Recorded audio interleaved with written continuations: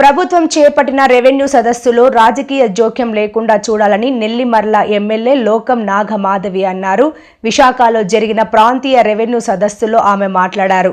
రాజకీయ నాయకులు ఆ సదస్సులో ఉండటం వలన బాధ్యతలు తమ గోడును వినిపించుకోవడానికి రావడానికి ముందుకు రావట్లేదని అన్నారు.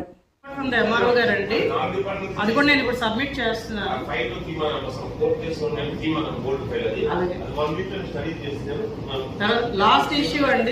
లాస్ట్ ఇష్యూ బొడ్డవలస గ్రామంలో సర్వే నెంబర్ 8 అండి.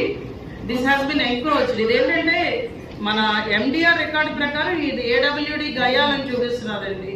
But this is also a Mansas land అని వాళ్ళ రికార్డులో ఉందని ఇప్పుడే ఆర్డీఓ మేడం కూడా కన్ఫర్మ్ చేశారు నాకు.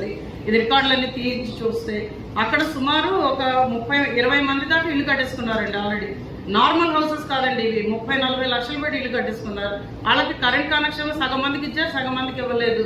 రోజు వచ్చి మా ఇంటి దగ్గర కూర్చుంటున్నారు. అది ఇస్తారా సస్తారా అని అది ఏం చేయాలో తెలియట్లేదండి. ఆ సర్వే నెంబర్ 8 అది కొంచెం ఆ దృష్టి పెడితే అసలు ఏం చేస్తాను. నేనైతే అక్కడ బోర్డు పాటించానండి. ఇంకా ఫర్దర్ డెవలప్మెంట్ ఆఫ్ హౌసెస్ మేము కన్ఫర్మ్ చేసేదాకా మీరు ఎవరు చేయడానికి వీల్లేదని ఒక బోర్డు పాటించాను.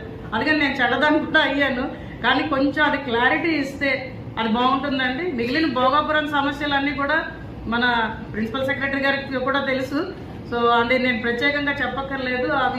అది కోర్టుల్లో ఉండిపోయి డబ్బులు రైతులకి ఎయిర్పోర్ట్ డబ్బులు పడలేదంటే అవన్నీ కూడా కొంచెం దృష్టి పెట్టుకోవాలి సార్. ఇంకొకటి నేను ముఖ్యంగా చెప్తున్నది ఏంటంటే దేర్ ఆర్ సమ్ ఎస్ఎల్ఏస్ డిఫైన్డ్ కానీ స్ట్రిక్ట్గా ఎన్ఫోర్స్ అవ్వట్లేదండి. ఇప్పుడు ఒక మ్యూటేషన్కి పెట్టుకుంటే 14 రోజుల్లో అయిపోతుంది అని చెప్తున్నారు కానీ అది స్ట్రిక్ట్గా ఎన్ఫోర్స్ అవ్వట్లేదు. ఎస్ఎల్ఏస్ కొంచెం ప్రాసెస్ అన్నిటికీ కూడా డిఫైన్ చేసి కొంచెం స్ట్రిక్ట్గా ఎన్ఫోర్స్ చేయగలిగితే అదొకటి బాగుంటుందండి. ఇంకోటి రెండోది ఏంటంటే ఈ రెవెన్యూ సదస్సులు ఇప్పుడు విలేజ్ వైజ్ పెట్టారు కదండి. అది జనవరి 8వ తారీఖు దాకా అవుతున్నాయి.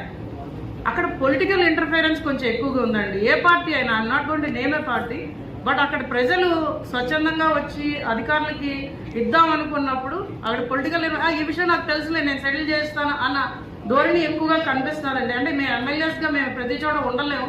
But we are trying to tell the officers to document everything.